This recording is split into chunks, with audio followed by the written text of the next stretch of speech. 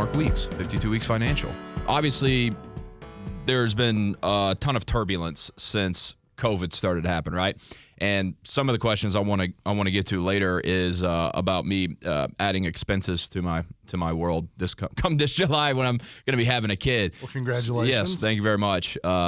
Paycheck going down, expenses going up. That's never a good combination. But what's the most popular question you get right now? Not only specifically for my age demographic, guys that are just getting into business, ladies that are just getting into business starting, but specifically as it's related to COVID in 2021, where people are looking, what are they doing, trying to bounce back? What's the most popular question you get around that?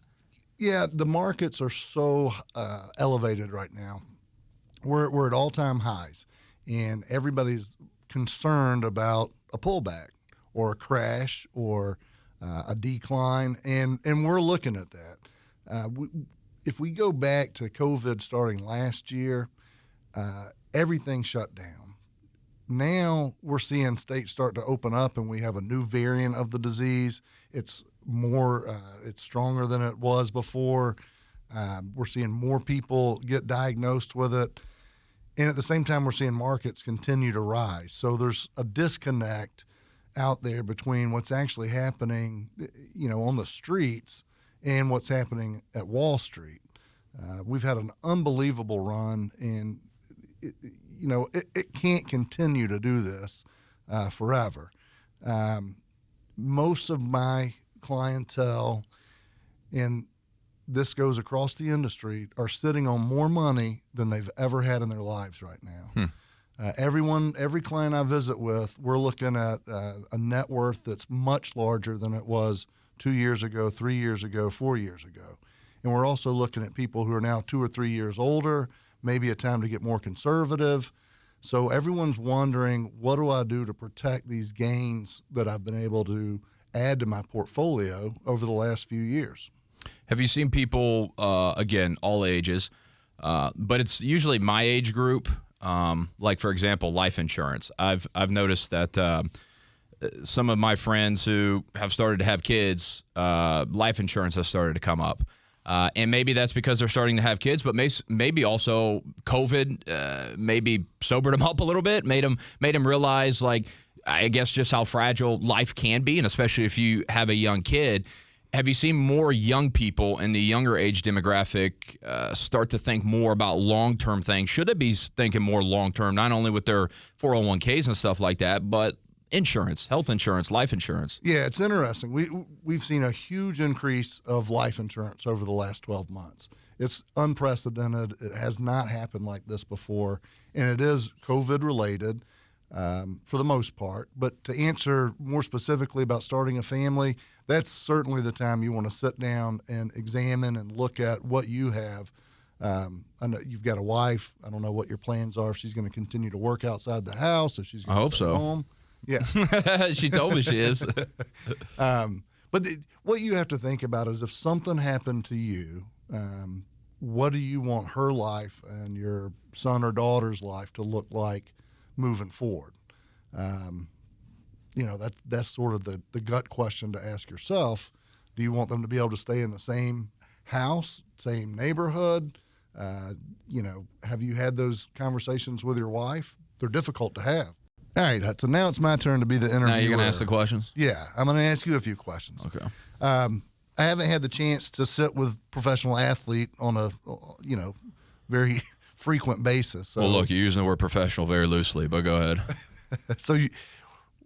I've always wondered, what was the biggest difference going in from high school to college? Was it a totally different environment? Was it already sort of, coached in what the next level would look like? Yeah, I think you can answer that a couple different ways. I think from a talent perspective, that's the biggest difference, right? You go from being the guy in high school surrounded by predominantly players that are good high school players but not good enough to play at the next level. Then you get to, the SEC specifically, and everybody's a 4-star. Everybody's top of their class. And so I was always kind of blown away at how many guys that were highly recruited But then when they get to campus, then it starts to become about all the small things you do, right? Like, because everybody's talented. Everybody's starting with the same floor. And so, like, what are your habits? How hard do you work? All those things are usually what I saw the difference between guys making it to the pros, talented guys making it to the pros, talented guys not making it to the pros, talented guys being 3 or 4 year starters, and talented guys, being bust or not playing at all or transferring or that. So the talent level was a huge curve. Even schematically and playbook-wise, I mean, high school, man, your playbook is probably, paper thin. And I remember getting my playbook for the first time at Georgia, and it was like, it was like one of those old school, yellow page books, where you would flip it open and look for business X. And I remember it took me about 2 years to really get to the point where I could, and I knew it, right? I didn't have to think all the time. I could call a play and just go, this guy's lined up here. This is my progression. That's how long and how, to give you a feel for just how extensive it really is. And then there's the whole, another part of it, which is the social aspect of it, right? I mean, that's a whole nother part of this that people don't really think about a lot, but it is a main factor as to why certain guys that are 4-star, 5-star, highly recruited, they get to campus, they get involved in the party life, they get involved with the social aspect. You saying you didn't drink any beers while you were in Athens? No. Well, what I am saying is there's guys that they go wild, and they're really talented, but they don't know how to handle it. They don't know how to manage it, and so. There's so many. You go from being babysat in high school by mom and dad, by your high school coaches, and then bang, you get to college, man. And it's like, nobody's, to an extent, they're kind of babysitting you, but also to the other extent, like mom and dad aren't there to make sure, you're home by 7 o'clock at night. So there's probably a bit of the big man on campus, right? Oh, no doubt. Yeah. I mean, especially in the SEC, right? I mean, you're playing football in the SEC. I mean, that's king of the palace. That's king of the hill. So, especially when you start to have a little bit of success, that's where it really takes off. So you hear this phrase thrown out a lot. It's called de-recruiting, and coaches have to do it. It's like they recruit you in the recruiting process. They tell you how great you are. We love you. But then as soon as you get to campus, they de-recruit you. And what that is like they break you down to soon build you back up. But everybody comes in with a huge ego, and they think they're, the next greatest thing.